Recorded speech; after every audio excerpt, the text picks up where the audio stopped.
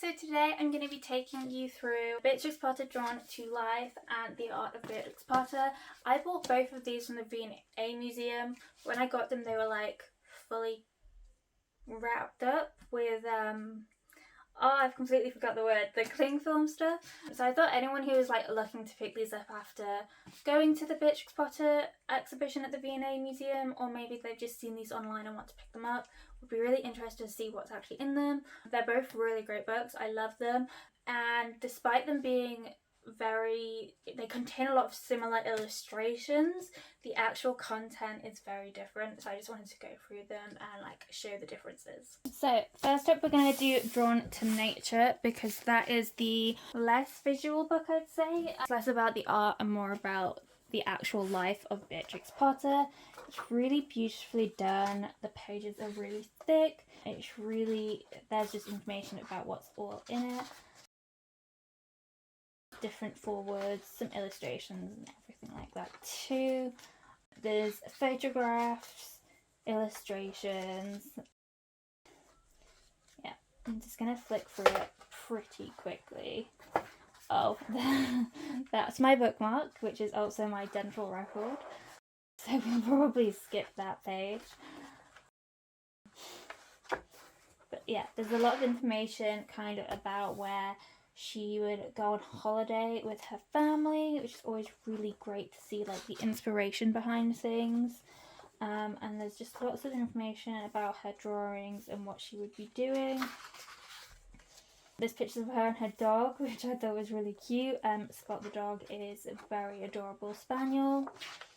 She also grew up doing a lot of life drawing. She was trained to do artwork by her teachers and she went to see things. She also had a very keen interest in mushrooms, and she was a mycologist.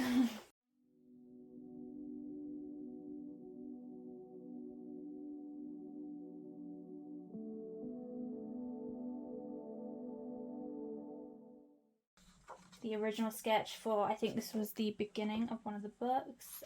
Does it say here? Yeah, it was the end paper, sorry. But yeah, it's just very focused on what she was doing, with lots of images in between. And then as we get to the end of the book, we kind of see like all the additional bits from like after her book started coming out.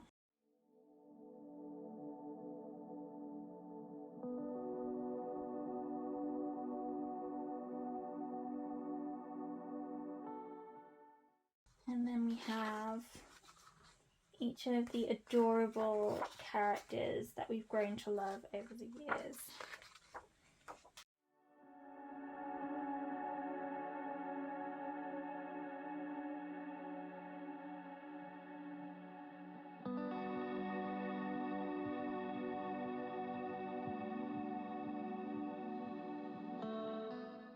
Oh, I always loved Jemima Fiddledug. She was definitely one of my favourites.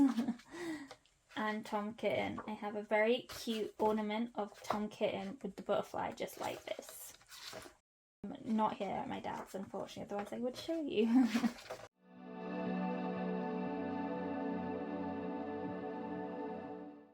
So lovely to read. And then there's all the references if you want to do any research at the end. And then we have The Art of Beatrix Potter, which has this really weird half book cover, which slides up and down. So if I take that off halfway through, please ignore me. This is very much more focused on the artwork. There's a lot of illustrations. It kind of goes through kind of what I was saying before. There's like her artistic as a child, and then her observation and how she was taught. And then it goes into the places she was growing up. So London, the South Coast, but then Scotland, the Lake District, and Wales are all things that kind of inspired her and what she was drawing.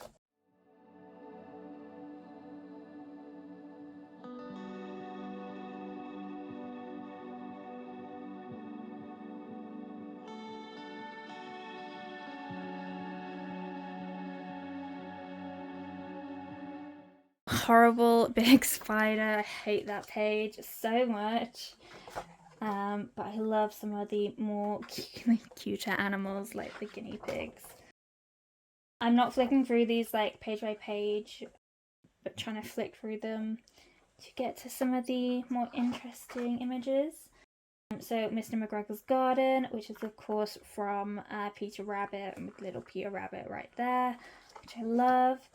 And there's those like lovely landscapes that she's drawn, or painted should I say. I was reading when it was at the exhibition how amazing it was, that she loved watercolour, and one of the reasons she loved watercolour was because she actually did try oil painting and she ended up not liking it, which I thought was really interesting because I'm the same. I never get on with oil or acrylics, but I'm loving watercolour for years now. Then we have some more ink drawings as well, which are beautiful.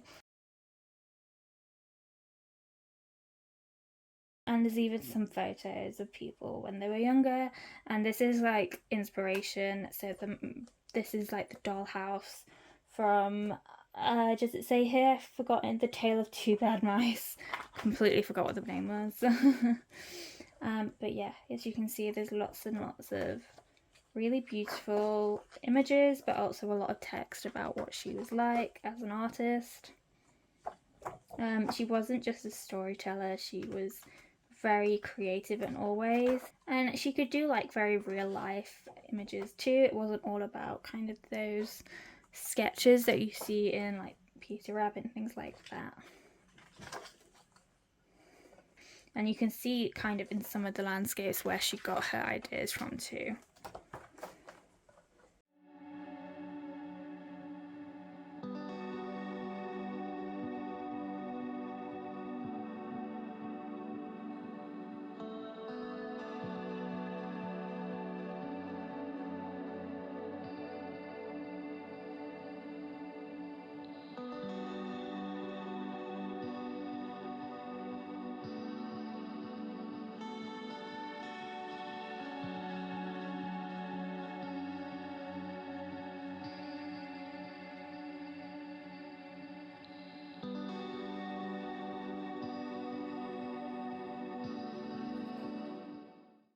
And then it goes into bibliography and things like that.